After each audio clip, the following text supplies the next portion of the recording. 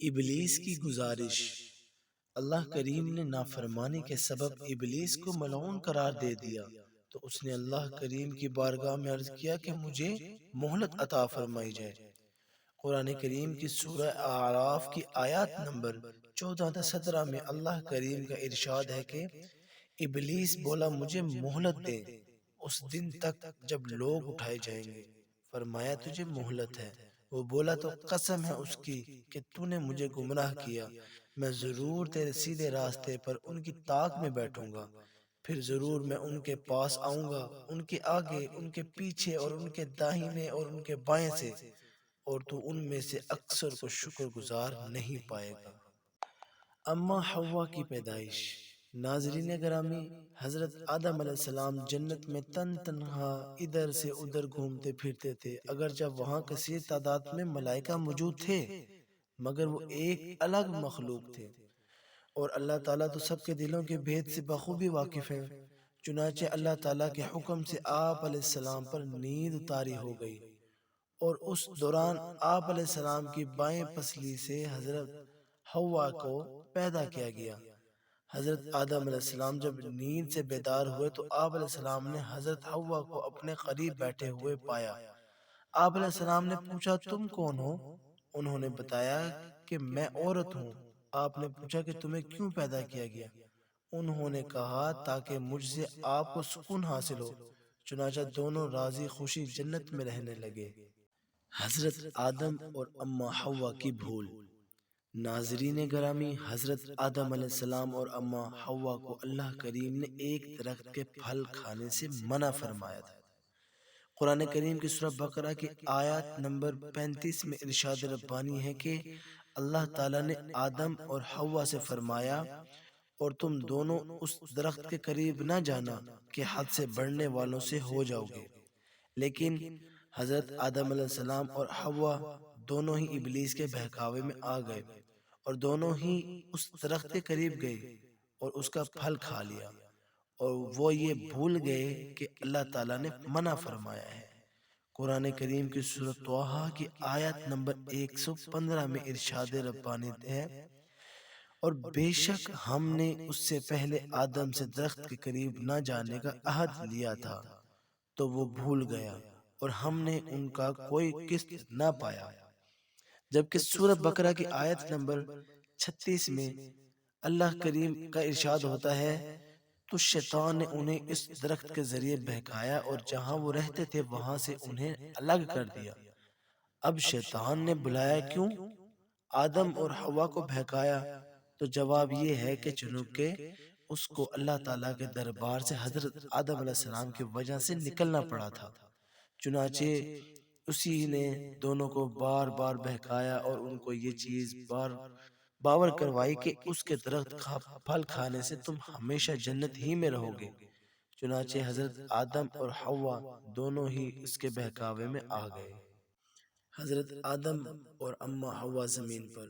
ناظرین گرامی، جب حضرت آدم اور اما حوا سے بھول ہو گئی اور انہوں نے اس درخت کا جب پھل کھا لیا جس سے اللہ تعالیٰ نے منع فرمایا تھا تو اللہ کریم نے ان سے فرمایا کہ اب وہ جنت میں رہ نہیں سکتے۔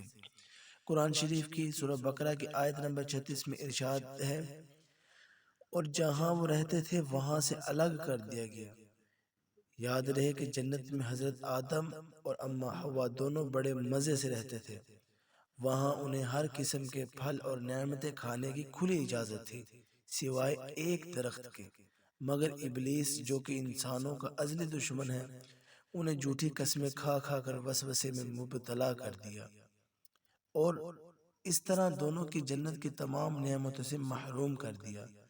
بزرگوں کا ارشاد ہے کہ حضرت آدم علیہ السلام جب زمین پر اترے تو آپ علیہ السلام کا ٹھکانہ سرادیپ یعنی سری لنکا کا ایک علاقہ ہے اور حضرت حوا کو جدہ میں اتارا گیا، جبکہ ابلیس کو پہلے ہی ایلا میں اتارا گیا۔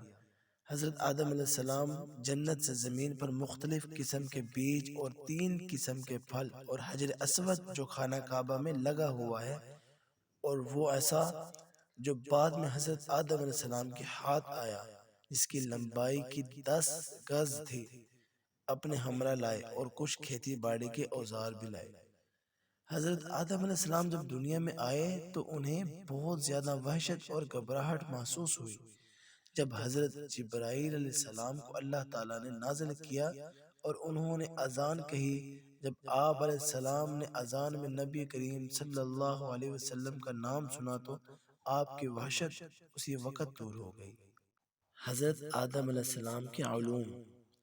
ناظرین گرامی، فرشتے چونکہ حضرت آدم علیہ السلام کے بارے میں طرح طرح کی باتیں کیا کرتے تھے اور ان کے نزدیک حضرت آدم علیہ السلام افضل نہ تھے، کیونکہ آپ علیہ السلام کی تخلیق مٹی سے ہوئی تھی اور ملائکہ کی تخلیق نور سے۔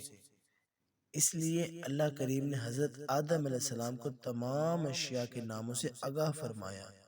اس کے بعد ملائکہ سے جب پوچھا تو وہ کچھ بھی نہ بتلائے پائے، اور جب حضرت آدم علیہ السلام سے دریافت کیا گیا تو انہوں نے تمام اشیاء کے نام فوراً بتلا دیے۔ اس طرح مولا کریم نے تمام ملائکہ پر حضرت آدم علیہ السلام کی برتری کو ثابت فرما دیا۔ اسی طرح اللہ کریم نے حضرت آدم علیہ السلام کو جس قدر بھی بولی جانے والی زبانیں تھیں وہ بھی سکھا دی گئی تھی۔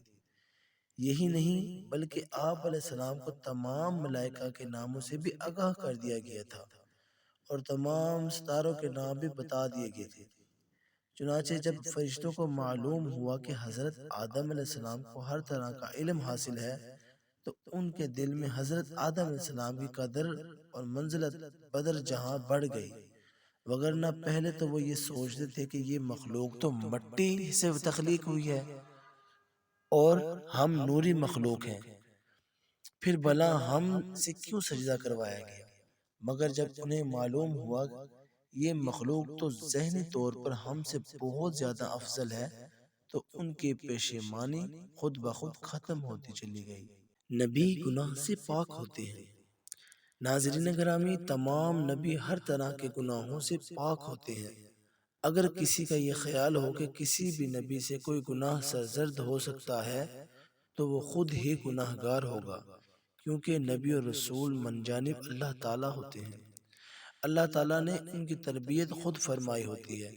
نبی خود بھی ہر عیب سے پاک ہوتا ہے اور دوسروں کو بھی پاک کرنے کا ذمہ دار ہوتا ہے۔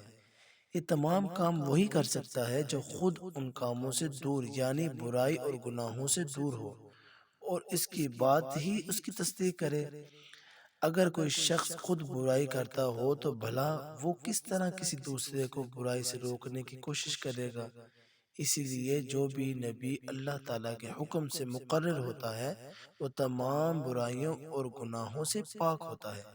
چنانچہ ہم یہ ہرگز نہیں کہہ سکتے کہ حضرت آدم علیہ السلام توبہ نعوذ باللہ کسی بھی طرح اللہ کریم کی نافرمانی کی، ہاں مگر ان سے شیطان کے بہکاوے میں آ کر بھول ہو گئی۔